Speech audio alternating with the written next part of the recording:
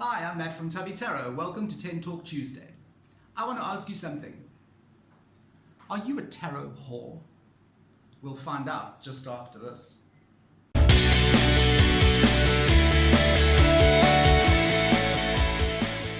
Hi, welcome back. Okay, are you a tarot whore? Do you know what that is? All right, tarot readers, do you know what a tarot whore is? Okay, let me tell you something. Mrs. Jones comes to me and she has a reading. She's a quiet lady. She doesn't give much feedback while you're doing the reading. And she has her reading and she says, thank you very much. She leaves. The next week she goes to Katie Flowers and she has Katie do a reading for her. Again, she's quiet. She doesn't say anything. She says, thanks, Katie. She leaves. The following week she goes to Simon from Hermit's Cave. Simon does a reading for her. The following week she goes to Biddy Tarot and she lets them do a reading for her.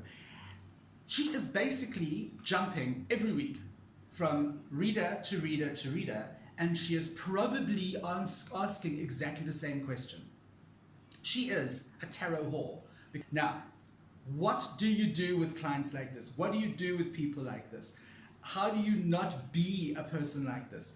I think from a reader's point of view, there's nothing you can do about this because you don't know where that client's going. The only problem you're going to have is if they go to somebody else and then they phone you and they say, Aunt Beulah's reading was very different to yours, and she says that your reading is cack. Okay, well, you know what? Good luck for Aunt Beulah. I only interpret the cards, man. I don't make this shit up, seriously. If Aunt Beulah's brewing something else, then, whatever.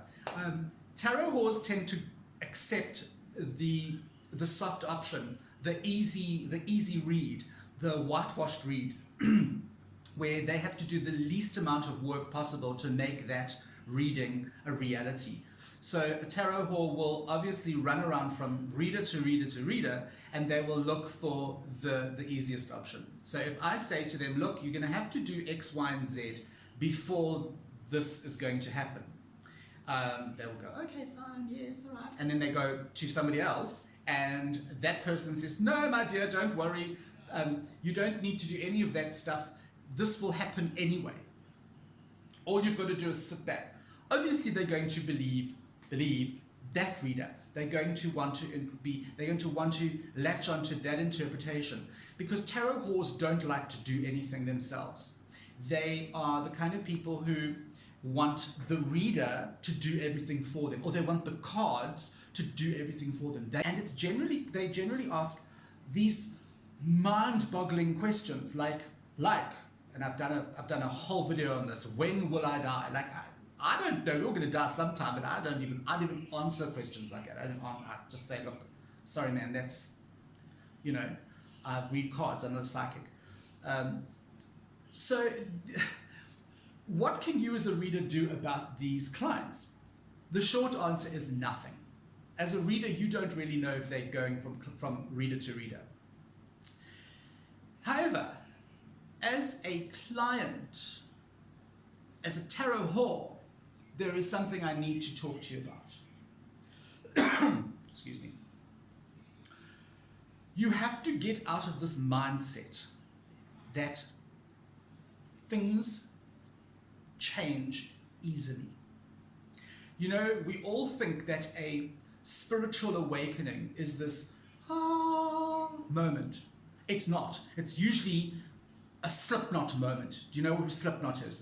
It's a massive sort of hardcore flippin' death metal band. Okay? That is what a spiritual awakening is all about. That is what tarot cards are going to try and do to you. They're going to grab you by the throat and they're going to shake you. Many of us don't like change. In fact, most of us don't like change. We don't like to deal with change. But for me, or for you, to go from one tarot reader to another, looking for the easiest option, that's not how tarot works, okay? That is not realistic. I feel that if you come to me and I give you a reading, I always tell you, allow the reading to unfold. Okay. If I say to you, you're going to meet a tall, dark, handsome stranger, it doesn't mean that as you drive out of my driveway, you're going to meet the tall, dark, handsome stranger. Okay. And I've never ever said that to anybody, by the way. Just as a side note, I've never said the tall, dark, handsome stranger line ever. Okay. You have to let it unfold. You have to let things happen. The universe you have to hand it over to the universe, and you have to say, okay, that's what my reading said. How can I get through this? How can I overcome that Tower card? Or how can I face up to the Death card? Or the Ten of Swords? You know, the tarot wants you to do it yourself. If you go for a whitewashed reading and you go to 6 different readers, and out of the 6, one reader gives you this like glowing, oh my gosh, the angels will look after you and you will be lifted up and blah blah, you're just going to sit on your ass and do nothing. Okay, but what you've done is you've just bounced from reader to reader looking for something that fits your answer, that fits what you want to happen. And unfortunately, tarot readings don't work like that. We don't tell you what you want to know. We tell you what you need to know. That's what the cards do. You can't go for the softest option. Go to a reader, a reputable reader, okay, someone who has been recommended or somebody that you know in your neighborhood. Go to that person, listen to their reading, and then allow it to unfold. Don't 3 days later think to yourself, sure, that means I've got to go and I've got to do this and I've got to do that and I've got to give up doing that and I need to.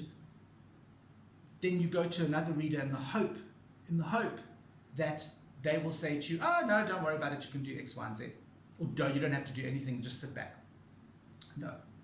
Now, that's pretty much what a tarot whore is. Now, are you a whore reader? Let's think about this. Are you a whore reader? Do you insist that your clients, or let me not say insist because that's a bit harsh, but do you encourage your clients to come back week after week after week or month after month? Are you kind of pimping your client, as it were? Do you want your clients to come back every week? Of course I do. Oh my gosh, I would love it. I'd make tons of money on the side. Of course I would. But is that fair on the client? Is that what we do? No, we don't. We don't do that, people. We don't do that, okay? We encourage clients to allow the reading to unfold. We encourage clients to stay away from us for at least 3 months. I do. I say to clients quite blatantly in their face, I do not want to see you for the next 12 weeks. And they're like, oh, but why? So because you need to let this unfold. You need to let this reading come to pass.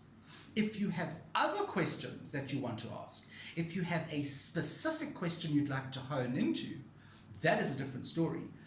Then you can come back and we can look at a completely different scenario for you on one specific area. But do not come back to me next week with the same kind of story, with the same questions. It's not going to have changed in a week. You're going to have the same reading, okay?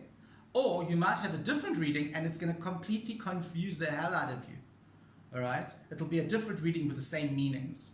Does that make sense? Well, if you're a tarot reader, you'll know what I'm talking about. So don't whore your clients. Don't whore yourself. Don't pimp your clients out, as it were, because it's going to come back and bite you on the ass. You might be great at the readings. You might be raking in all this cash, but you're being very unfair. You're being unfair to yourself because eventually, you know what's going to happen? People are going to be like, you know what, this dude is like, this person kind of gets you in, cons you to come back. And you're going to be doing a disservice to your clients. So don't be a tarot whore, clients, and don't be a whore tarot readers. All right, you know who I am. I'm Matt from Tubby Tarot saying, I'll see you on the flip side.